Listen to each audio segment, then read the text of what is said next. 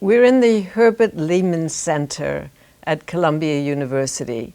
This is a center established in honor of the governor of New York during the Great Depression, and that's the period we're talking about with Professor Linda Gordon, who is our visitor today. Professor Gordon is professor of history at New York University. She's also one of the leading experts in 20th century women's history. So we're going to start by talking to her about women during the Great Depression, and particularly about what happens when government policies begin to impact women's lives. So if you don't mind, Linda, can we start by asking, here and especially after 1935, there are a range of government policies that affect women of all kinds.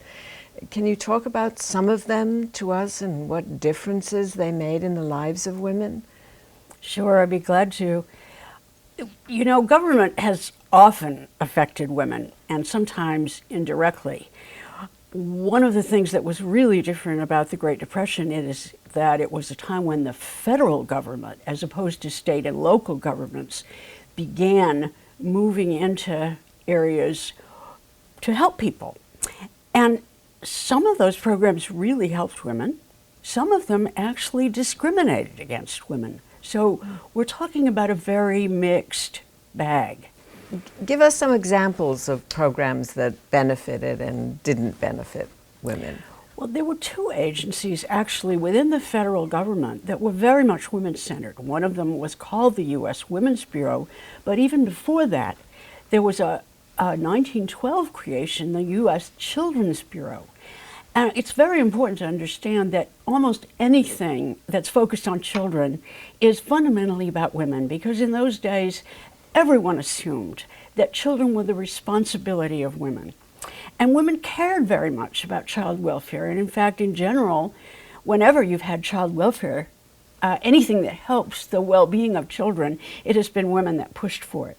And those two offices within the federal government became centers in which, really for the first time, you began to have significant numbers of federal civil servants who were women, and others were political appointees who began to work within the government to try to make changes. One of the things that these two agencies working together brought about for the first time is a program that later became called simply welfare, but precisely was called Aid to Dependent Children. That was extremely helpful to women. Tell us which women that helped, or how that helped women. Aid to Dependent Children was really important for women who were stuck without men to help them support their children, meaning without a husband or a father or even a boyfriend who might have helped. And a good guide to the need for aid to dependent children is the fact that in the year 1900, the orphanages in the United States, the majority of the children in those orphanages were not what we call orphans. They were the children of single mothers who simply couldn't find any way to both care for their children and earn enough to support them. And so in the period before the Great Depression, there were some state programs known as mothers' pensions that gave a little bit of aid to women who were caught in that position. They were predominantly widows, but they might also be divorced women or just women who had been separated from their husbands or who had been deserted by their husbands. But were they what we would call good women? I mean, what happened to women who had just had children out of wedlock? Did they get mothers' pensions too?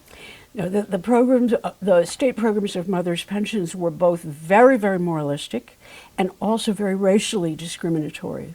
The majority of the recipients were women that would be called white, leaving out African American women, Latinas, but even sometimes Italian immigrant women or Syrian immigrant women.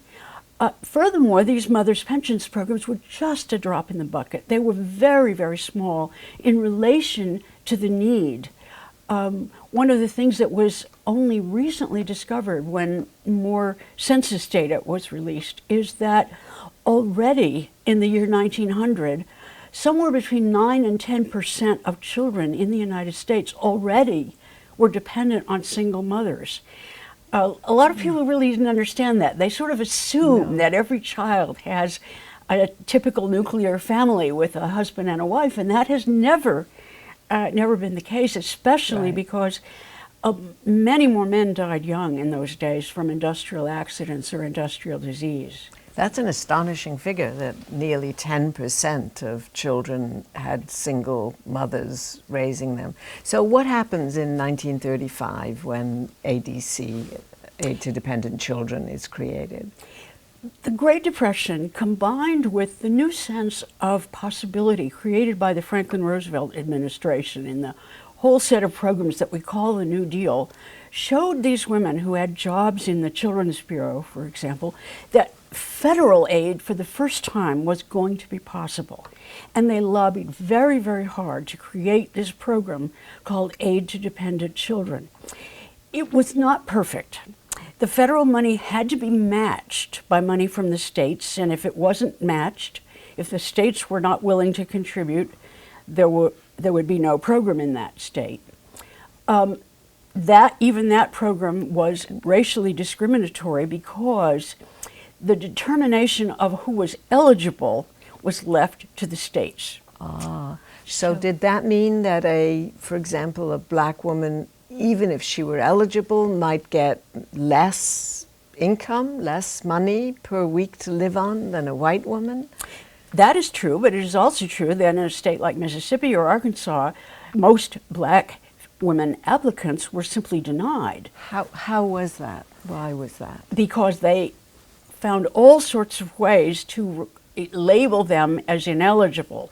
The most common was accusing them of sexual immorality, because women had to prove that they were fit parents. And for example, a woman who had beer bottles in her house would be determined unfit because it was considered absolutely taboo for women to be drinking in that period. Even though prohibition had been repealed, there was still a tremendous set of prejudice about people who drank. But for example, African American families were often composed of women alone with children or women being in a household with men who they were not married to. But you know, the fact is that in a lot of these southern states, you really didn't need a reason because they had such control. In the northern states, it was somewhat better. But it is a great irony that later on, this program called ADC, the public image was of black women. But in fact, for at least the first full decade, the overwhelming majority of people who were receiving ADC were white women. But was the assumption behind the program that women who got aid would then be able to stay home with their children?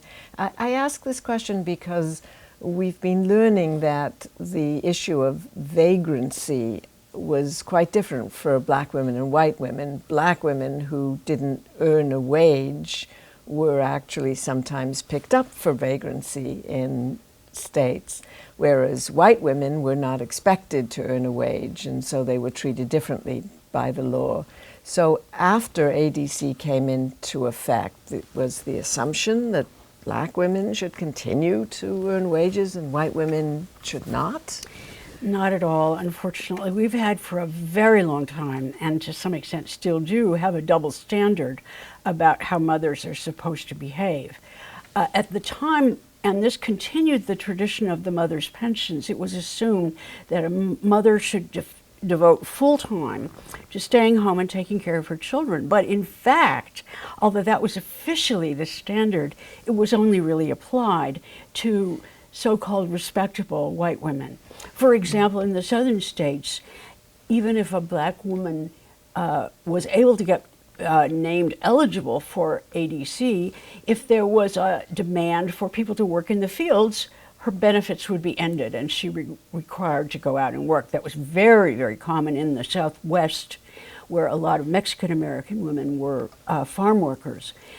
It was also true that women were expected to take domestic service jobs, working in the homes of people who are often only slightly richer than they were, but nevertheless to do that for very low wages rather than stay home with their children. These are traditions about women working that probably continued from slavery. On the other hand, though, there's also another side to this, and that is that for Black women with a little education, there was great pride in women who did certain kinds of work, women who became school teachers in the schools which were, of course, completely segregated in the South. So you have a mixed set of values. One is the white assumption that women should stay home, but another is the assumption on both sides that it was all right for Black women who were mothers to go out and work. And there is, of course, just to follow that tangent for a minute, there is, of course, the possibility then within Black families of educating daughters rather than sons, because daughters had a greater possibility of obtaining work that could then support the rest of the family, whereas discrimination against Black men meant that their possibilities were really limited. That's absolutely right. Absolutely. And that tradition carried on for quite a time because of discrimination that did not allow Black men into white-collar, let alone professional jobs. And we've learned that there's a double side to that too, which is that African American women then felt a much greater responsibility for breadwinning, if you like. You know, daughters, sisters, and so on, all pitched in to support families, and young women and even married women felt that responsibility in a way that white women only came to do in the period after World War II.